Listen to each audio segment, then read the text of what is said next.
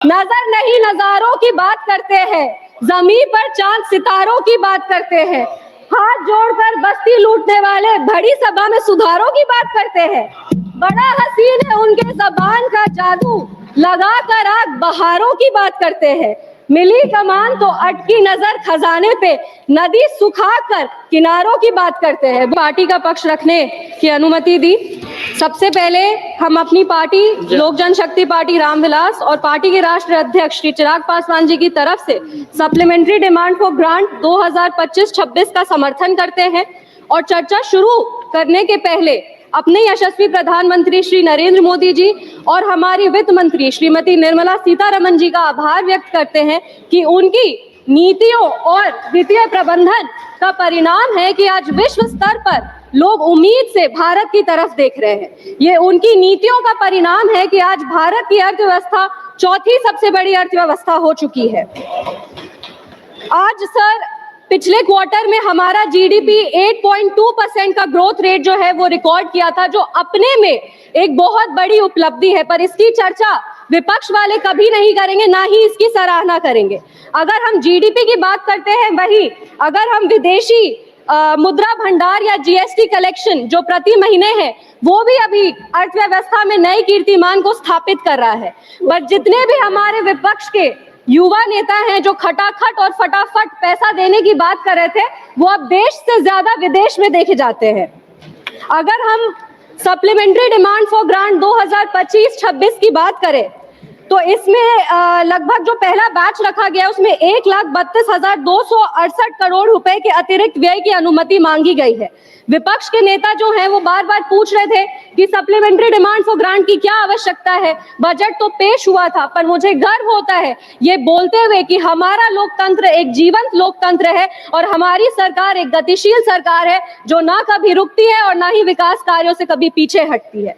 मुझे गर्व होता है ये बताते हुए कि ये पैसा कहाँ जा रहा है। ये पैसा सारा, ये जितना भी सारा पैसा है वो गरीब, किसान, महिला, युवा, दलित, वंचित, शोषित वर्ग के लिए जा रहा है और उस विकास कार्य के लिए निकाला जा रहा है। ये जो आवंटित राशि है वो पेट्रोलियम और प्राकृतिक गैस मंत्रालय के तहत एलपीजी सब्सिडी की भरपाई के लिए जा रहा है, जिसके लिए लगभग 12,500 करोड़ की भारी राशि दी गई है। गरीबों के गैस कनेक्शन, एलपीजी कनेक्शन के लिए प्रोग्राम कंपोनेंट के तहत 3,178 करोड़ की राशि आवंटित की गई है। अनुसूचित जाति के लिए 302 करोड़ और जनजाति के लिए लगभग 156 करोड़ अलग से रखे गए हैं। अगर हम बात करें एलपीजी सब्सिडी के लिए तो एससी और एसटी वर्ग हेतु क्रमशः 83 करोड़ और 43 करोड़ रुपए का प्रावधान किया गया है। शिक्षा मंत्रालय में प्रधानमंत्री वन नेशन वन सब्सक्रिप्शन के तहत लगभग 2023 करोड़ का बड़ा राशि आवंटित किया गया है। इससे छात्र, जितने भी हमारे देश के छात्र हैं जो वंचित वर्ग से आते हैं, जो गरीब वर्ग से आते हैं, उनको विश्व स्तर पर जो आप कह सकते हैं कि जनरल रिसर्च का जो मटेरियल्स है वो उपलब्ध कराया जाएगा। ये उन छात्र छात्राओं के लिए बहुत काम आएगा।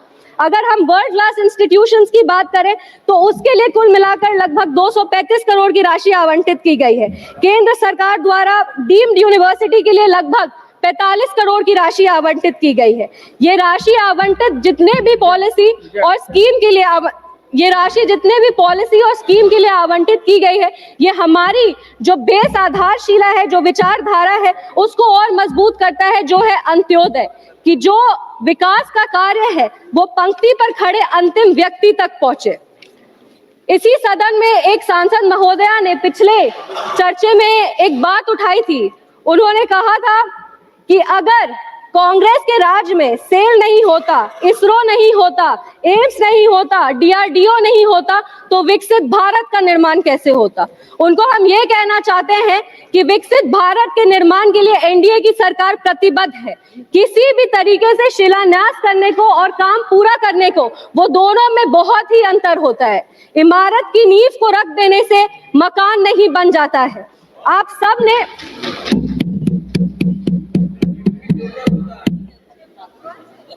51 साल में आपने मात्र एक एम का निर्माण किया है।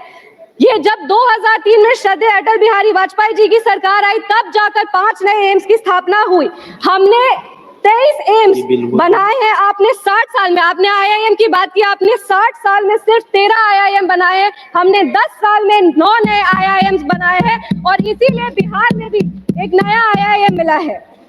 सर, DRDO की बात हो रही थी, डिफेंस की बात हो रही थी, तो उसके भी कुछ आंकड़े मेरे पास है।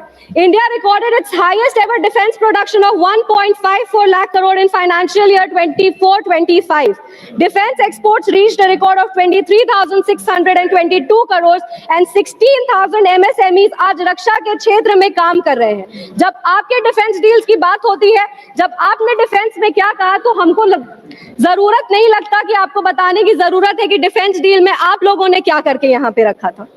इस मौके पर जब हम अर्थव्यवस्था की बात करते हैं, अर्थव्यवस्था के आंकड़ों की बात करते हैं, तो ये हम लोग सिर्फ अर्थव्यवस्था में अपना रिकॉर्ड नहीं तोड़ रहे, हम लोग चुनाव परिणाम में भी अपना रिकॉर्ड तोड़ रहे। हम बिहार से आते हैं और बिहार की तमाम जनता को हम प्रणाम करते हैं कि उन्होंने एक ऐसे सरकार को चुना, एक ऐसी गठबंधन को चुना जो नफरत और झूठी राजनीति से ऊपर उठकर विकास की राजनीति करती है। बिहार में सर सबसे ज्यादा लंबे समय कि डबल इंजन की सरकार को आप कह सकते हैं कि अगर आप साल दर साल देखेंगे तो सबसे ज्यादा अगर डबल इंजन की सरकार कहीं रही है तो वो बिहार में रही है। और 20 साल बाद भी माननीय मुख्यमंत्री श्री नीतीश कुमार जी के खिलाफ कोई एंटी इनकम्बेंसी देखने को नहीं मिला। ये एनडीए की ताकत है, ये हमारे यशस्वी प्रधानमंत्री श्री नरेंद्र मोदी जी की ताकत है।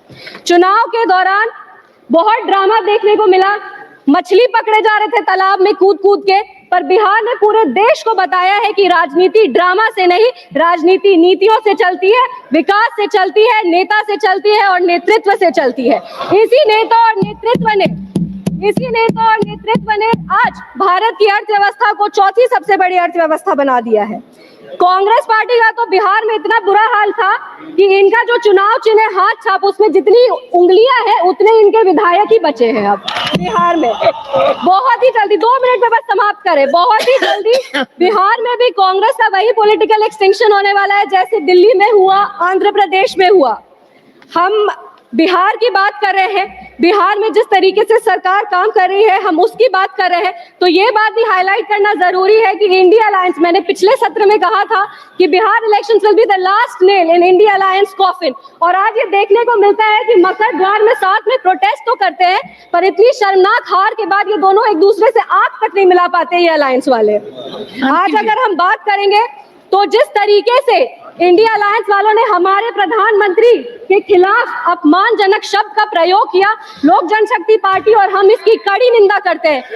पहले विपक्ष वाले पहले दिशाहीन थे, लेकिन अब देखने को मिल रहा है कि ये संस्कारहीन भी हो चुके हैं।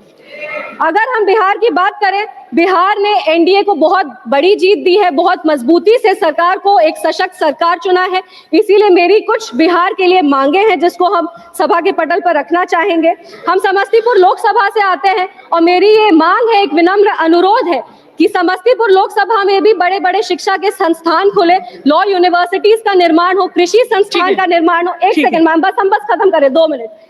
पटना, बिहार में बहुत युवाओं में पोटेंशियल है, एक आप कह सकते हैं टेक्निकल इंडस्ट्री को स्थापित करने का। पटना, समस्तीपुर, भागलपुर जैसे एरियाज को नोडल एरियाज बना करके यहाँ पे आईटी हब्स का निर्माण हो, आर्टिफिशियल इंटेलिजेंस के लिए यहाँ पे संस्थान बने, आर्टिफिशियल इंटेलिजेंस की यहाँ पे एक आप कह सकते हैं संस्थान जैसे ट्रेनिंग हो, ये सारे संस्थान का यहाँ पे निर्माण हो ताकि हमारा stop migration with through innovation का जो एक मुद्दा है पूरा कर सके। बस कंक्लूड कर रहे हैं कि विपक्ष को आरोप और प्रत्यारोप से बच करके अपने अंदर भी झांकना चाहिए। 4 लाइन आप लोक जनशक्ति पार्टी और एनडीए की तरफ से भी सुन लीजिए।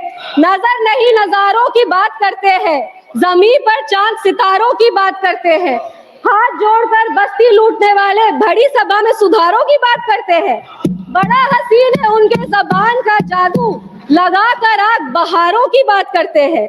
मिली कमान तो अटकी नजर खजाने पे, नदी सुखाकर किनारों की बात करते हैं। बहुत बहुत धन्यवाद। जय हिंद, जय बिहार।